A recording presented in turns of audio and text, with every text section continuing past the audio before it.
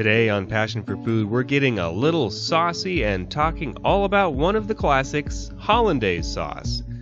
It's considered one of the 5 mother sauces, but boy does it have a mother of a reputation for being difficult to make.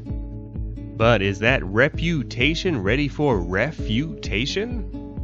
Let's find out as I don my culinary mythbuster hat for this episode, testing out not only blender versus classic preparations, but also less traditional methods that might prove to be even easier. So let's not waste a split second, let's go ahead and get cracking here with 4 large eggs.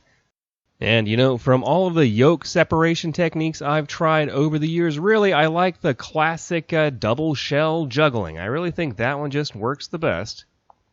The main reason being the edges of the eggshell here are actually quite sharp, and it'll help us cut through that eggy membrane just a little bit quicker. So we want to simply go ahead and separate out all 4 yolks. And as for the egg whites, we definitely want to keep those. I'm just going to throw them in a bag and freeze them. But now that we're done yolking around, let's go ahead and begin the classic Hollandaise preparation by putting a metal bowl over a double boiler. I'm going to be using a pretty classic combination here, and I'm going to keep this consistent over all of the tests that we do.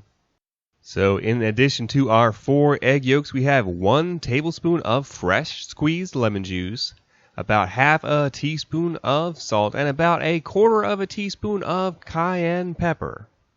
So we just want to start whisking this vigorously as our double boiler comes up to temperature. It really works best with slow, even heat, so once the double boiler starts to actually boil, it's a good idea to cut the temperature down to low so we just have a gentle steaming going on. So we're just going to continue to beat these eggs as we heat them, and you'll notice as you do that they start to change color and increase in volume a bit. Once we see that characteristic lightening in color and it thickens a little, we can start to add our half a cup of butter. We're going to drizzle this in slowly. We want to continue whisking vigorously to get that butter broken up into droplets and emulsified in with the eggs. So we just want to continue drizzling in and whipping, drizzling in and whipping until we've used our entire 4 ounces of butter. And I am using salted butter here. If you use unsalted butter, you want to add about another teaspoon or so of salt. Anyway, once we get our final drizzle of melted butter in there, we just want to continue whisking this vigorously over our double boiler until it thickens to the consistency that we're looking for. Ultimately, what that is up to you. It's ready to serve right now, but the longer we continue to whisk this over the heat, the thicker it's going to get. But just keep in mind, the main place I see people running into trouble with Hollandaise is actually overcooking it. You can wind up scrambling the eggs, and you'll definitely wind up with a broken sauce and a broken heart that way.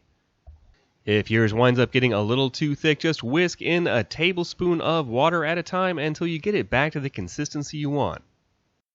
For me, this is about perfect. It's nice and thick, but it's still super silky.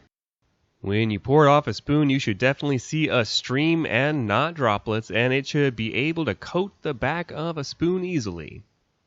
So we want to go ahead and give this a quick taste for seasoning, and if it needs a little extra salt, this is the time, but go ahead and serve this immediately.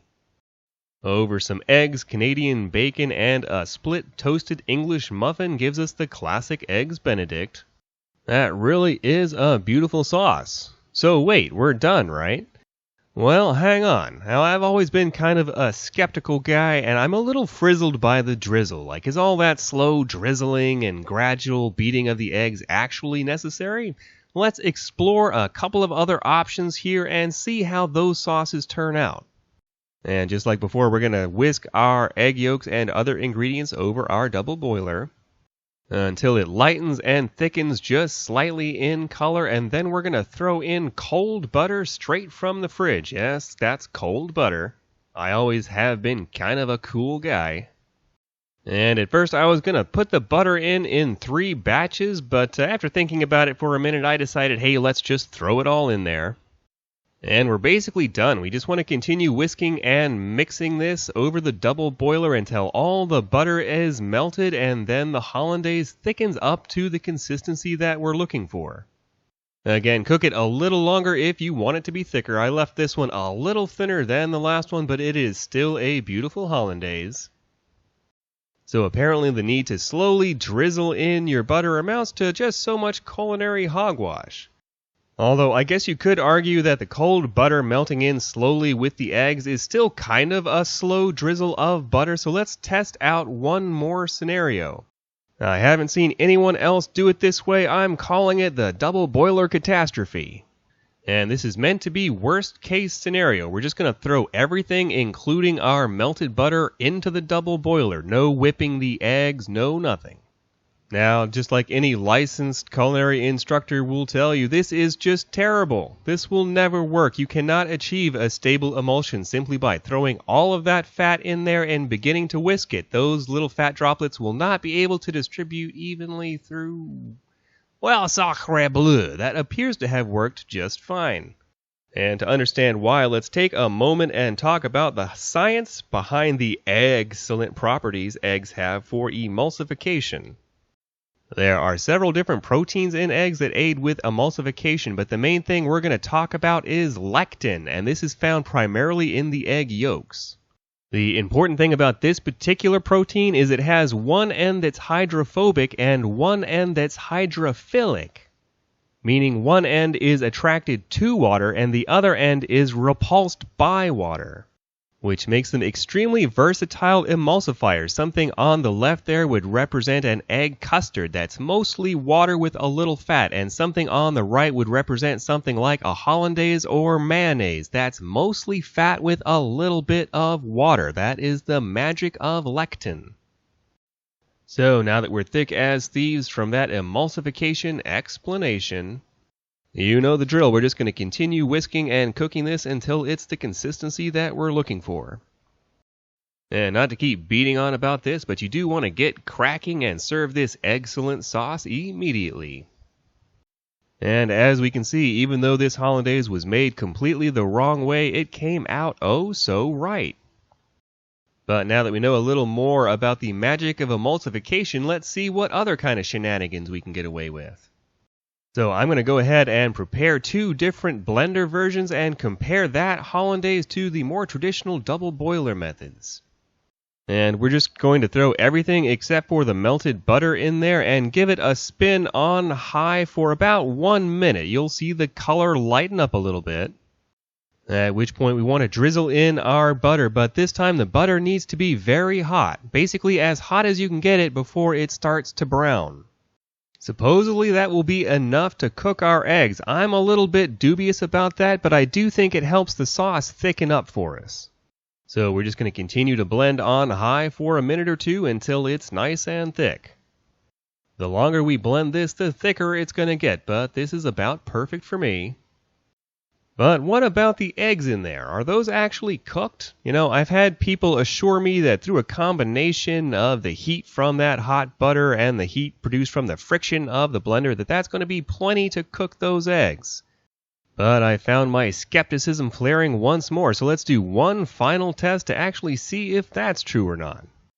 But I didn't really feel like it would be a fair test using that blender because it appeared to be held together mostly with plastic rubber bands and a little bit of hope. So I thought I would use my Immersion blender, which is made out of slightly sterner stuff and definitely produces quite a bit more heat friction as it operates.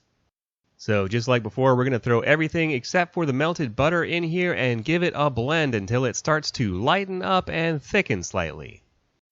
Once it roughly doubles in volume, we're going to go ahead and drizzle in our half cup of hot butter. Now, we might be able to get away with dumping all of that butter in at once. I was just a little concerned that with how hot it was, it might scald part of the eggs, but I didn't test that part. So if you ever do get around to testing that, definitely leave a comment and let me know what happens. Anyway, once we have all of our butter in there, we just want to continue blending until it's nice and thick. And you can see how hot that butter was. It's actually steaming up that glass a bit.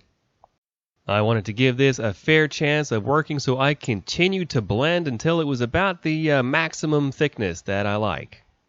The Immersion blender itself was hot, but are these eggs cooked? Well, let's have a quick look with our instant read thermometer and find out. And I was getting readings in the mid-90s, so no, I would not really consider those eggs cooked. But hey, you know what? Neither are the eggs in mayonnaise, so I'm not terribly concerned about that. I did wind up doing another test off camera where I blended it even more aggressively, and I did manage to break 100, but even then it was like 105 or so, which is still not cooked, technically speaking. So if you are at all concerned about getting a raw deal, you might be better off sticking to the double boiler methods. But hey, I like to eat my yolks runny all the time, so I obviously just love to live dangerously. So let's go ahead and plate up some of our easy blender hollandaise sauce. And I have to say, even though this came out of a blender instead of the traditional double boiler, the texture and flavors were spot on. Which leads me to believe that the cooking of the egg is actually not as critical to this as is the general emulsification principles and getting air beaten into the sauce. In fact, I'll go even further and suggest that it's actually the cooking, or rather overcooking of the eggs that get people into trouble and have them thinking, oh, this is such a difficult sauce. Because if you cook the eggs beyond, say, 140 degrees, they're going to begin to coagulate and you're just going to wind up with a mess. The blender methods are definitely more foolproof, but now thanks to me, you know that they're not actually fully cooking those eggs. Whoops, sorry about that. Anyway, I hope you've enjoyed today's episode of Passion for Food. If you have, give me a thumbs up below and consider subscribing and hitting that little bell so you don't miss our future episodes. This has been Graham with Passion for Food.